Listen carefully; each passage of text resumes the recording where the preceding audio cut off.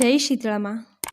માં શીતળાના વ્રતની કથા તો આપણે સાંભળી જ છે, પરંતુ આજે આ વિડીયોમાં જાણીશું માતા શીતળાના મહાત્મ્યની કેટલીક એવી જાણી અજાણી વાતો, જેનો ઉલ્લેખ સ્કંદ પુરાણ અને ભવિષ્યોત્તર પુરાણમાં કરવામાં આવ્યો છે।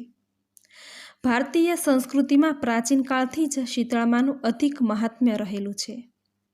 હિન્દુ ધર્મના સાંસ્કૃતિક વારસામાં દરેક શક્તિઓને અલગ અલગ રૂપે પૂજવામાં આવે છે। તે જ રીતે પ્રાણી માત્રના શરીરમાં સ્થાપિત જે રોગપ્રતિકારક શક્તિ છે, તે શક્તિને શીતળા માતાજી રૂપે પૂજવામાં આવે છે। માતા શીતળા દરિદ્રતા વિધવાયોગ હરિણી તેમજ સૌભાગ્ય આરોગ્ય અને સુખ સંપદાની વરદાત્રી છે। તેવી જ રીતે મહાલક્ષ્મીના તાંત્રિક સ્વરૂપે શીતળા માતાજી પૂજાય છે। શીતળા માતાજીને લક્ષ્મી બીજમ એટલે કે મહાલક્ષ્મીનું સ્વરૂપ માનવામાં આવે છે।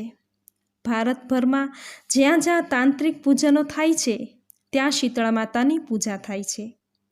પુરાણમાં શીતળા દેવીની સપ્ત માતૃકામાંની એક માતા તરીકે પૂજવાનો ઉલ્લેખ જોવા મળે છે। હિન્દુ પરંપરામાં શ્રાવણ મહિનામાં શુક્લ પક્ષ અને કૃષ્ણ પક્ષ એમ બંને પક્ષની સાતમના દિવસે શીતળા અષ્ટમીનું વ્રત રાખવામાં આવે છે। આ વ્રતમાં ભગવતી સ્વરૂપ માતા શીતળા દેવીને વાસી અને ઠંડા ભોજનનો ભોગ ધરવામાં આવે છે, એટલા માટે આ વ્રતને શીતળા સાતમ કહેવામાં આવે છે। ધાર્મિક દ્રષ્ટિએ આ વ્રત અને ઠંડુ ભોજન શીતળા માતાને પ્રસન્ન કરવા માટે કરવામાં આવે છે, પરંતુ વૈજ્ઞાનિક દ્રષ્ટિએ આ પરંપરા શીતળા નામના રોગથી બચવા અને તેના પીડાના શમન માટે ઠંડુ ભોજન કરવાનું હોય છે। આપણા વડવાઓએ પણ આ બાબતને સમર્થન આપ્યું છે। પહેલાંના જમાનામાં શીતળા નામનો રોગ થતો, જે ખાસ શ્રાવણ મહિનામાં થતો। એ સમયે શરીરને રોગ પ્રતિકારક શક્તિની ખાસ જરૂર હોય છે।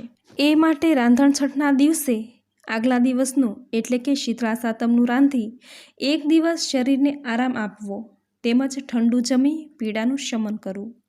અન્ન એ આપણા દેવતા છે, એ જ રીતે અગ્નિને પણ દેવતા કહ્યા છે, તો આ દિવસે તેનું પૂજન કરવાની ખાસ પરંપરા છે। કારણ કે અગ્નિ દેવતા એ જ તો ઘરના મુખ્ય દેવ છે, કારણ કે તેના થકી જ અન્ન રાંધી શરીરને પોષણ પૂરું પડે છે। આથી જ રાંધણછઠના દિવસે સાતમની રસોઈ બની ગયા બાદ ચૂલો ઠારી અગ્નિ દેવતાની એટલે કે ઘરના ચૂલાની પૂજા કરી અગ્નિ દેવતાની કૃતજ્ઞતા વ્યક્ત કરે છે, અને સાતમના દિવસે ચૂલો સળગાવતા નથી, કારણ કે સાતમના દિવસે માતા શીતળામાની પૂજા કરે છે, અને માતા શીતળાની શીતળતા પ્રિય છે, તેમજ શીતળામાં એ શીતળતાની અને સ્વચ્છતાની દેવી છે। આથી જ તેણે હાથમાં જળનો લોટો, સૂપડું અને સાવરણી ધારણ કરેલા છે।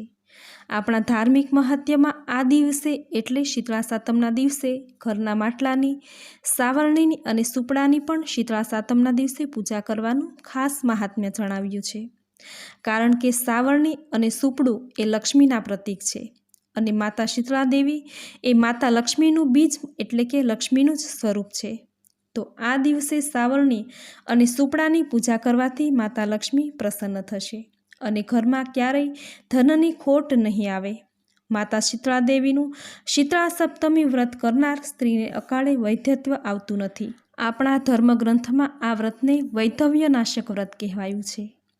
જે સ્ત્રી સાચી શ્રદ્ધાથી સાધન પૂજા અને કર્મ પૂજાનું મહત્વ સમજી પૂજાવિધિ કરે છે, તેમના પર આદ્યશક્તિ શીતળામાં અતિ પ્રસન્ન થાય છે, અને આજીવન શીતળતાની સુખદ અનુભૂતિ થાય છે।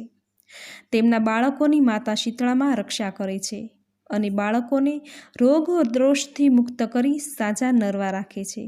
માતા શીતળામાં સૌનું જીવન શીતળ બનાવી સૌનું કલ્યાણ કરે એ પ્રાર્થના સાથે જય શીતળામાં।